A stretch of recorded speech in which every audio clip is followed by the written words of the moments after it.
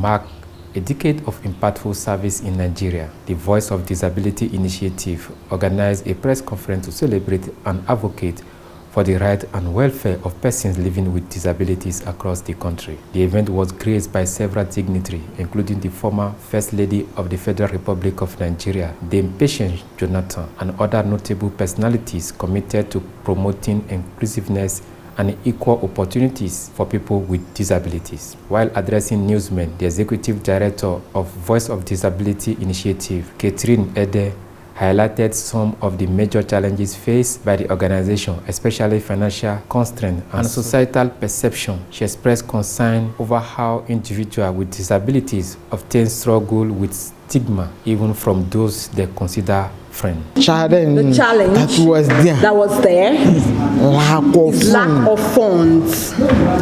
Before you can make impact, you have to have fund that will sustain you. But even before the fund, the perception of the society is also there. This was what pushed me. Because myself I became at the age of 9. Very young, in primary school. I was in primary school. I knew what I passed through. Even my close friends that were with me before I became deaf. Immediately I became deaf.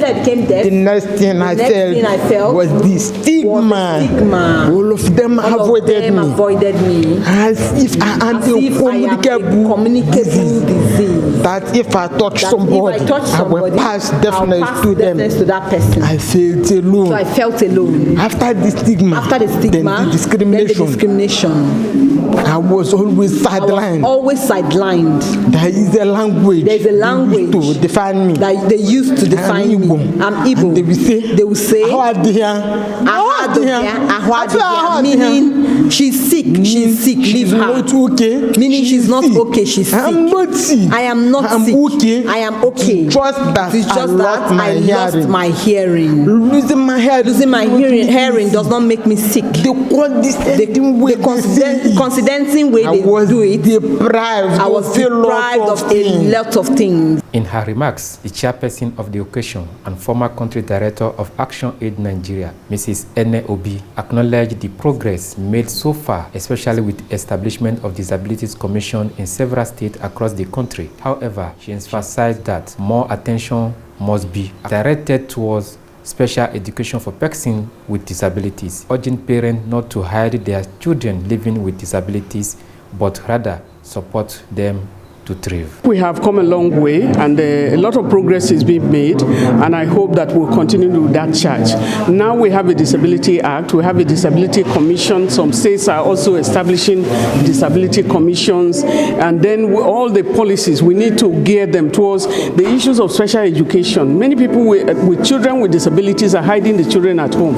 What we are saying there is that each one of them is born with some talents, and you need to bring them on board. The government needs to be more sensitive, because you need to bring out the issues of scholarships, for example, and special responsibility by the government is not just in proving or just making things work. It's not just in releasing the budgets and so on. The implementation of the strategy is very, very important. All of the institutions that we have, whether it's academic institution or others, people need to be more self-aware about persons with disabilities.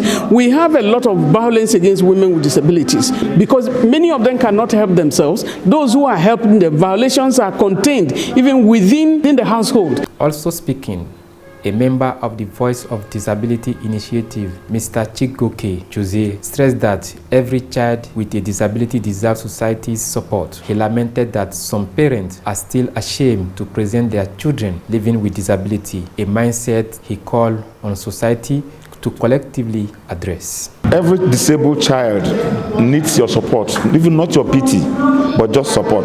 Okay? If a child that cannot walk, that is on wheelchair, you need to provide access road for the person so that I can also. That's inclusivity.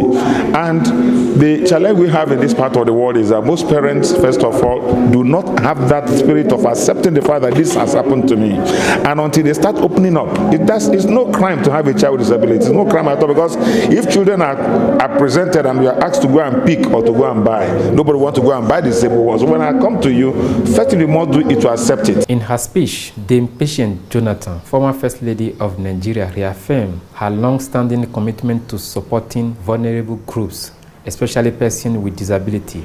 She noted that during her tenure as First Lady and even beyond, she has constantly supported and trained people with disability in various vocational skills to empower them for independent living. As a former First Lady then, I initiated a program through my NGOs, Arera Richard Foundation and Women for Change Development Initiative, and went all out to assist the vulnerable in our society, especially women, children, and youths.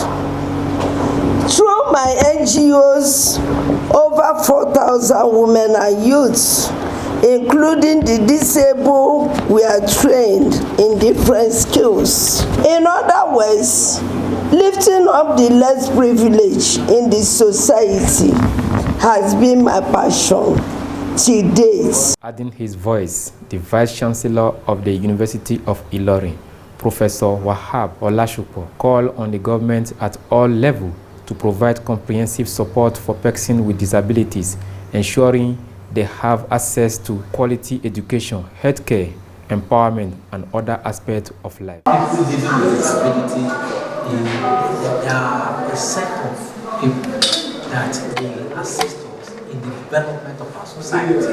And that's why I have advocated in systematic areas that the government can assist in ensuring that this set of individuals are assisted for the development of our country. I talked about the need to provide technological devices.